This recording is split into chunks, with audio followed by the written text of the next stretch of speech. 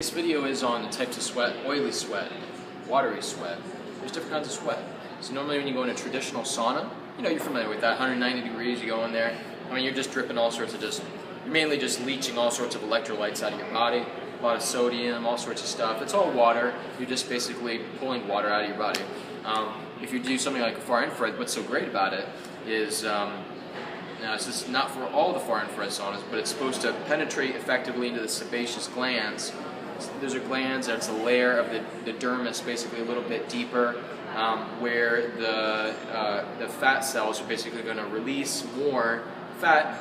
What is it going to be in what form? Kind of like oily, and that's what's actually going to come out. And I talk about this test on my website where I go into the top 6 brands, at least I think, of saunas, and they're ceramics, they're different types of 3rd generation carbons, and basically you would take a brown towel, not a brown like paper towel, and I wipe off the sweat in different brands, and then I hold it up to the light. I don't know if you've ever done this. You've ever blotted your pizza, try to get the fat off the oil, right, or the oil on the paper, on the tissue.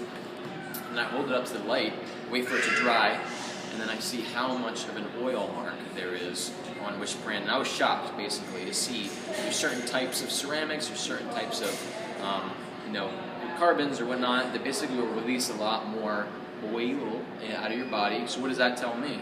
It tells me that the depth of penetration is good.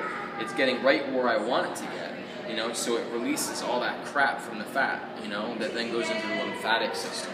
So it really depends also on what your sauna does. If it can do a full spectrum range, is it just going to do just a stabilized narrow bandwidth? If that's the case, and you got a really cheap sauna, you may want to stay in there right from the beginning so you can get the benefit of the micron range as it goes up, I don't know. It just kind of depends on what your needs are. So give me a call if you have any questions about that, or shoot me an email.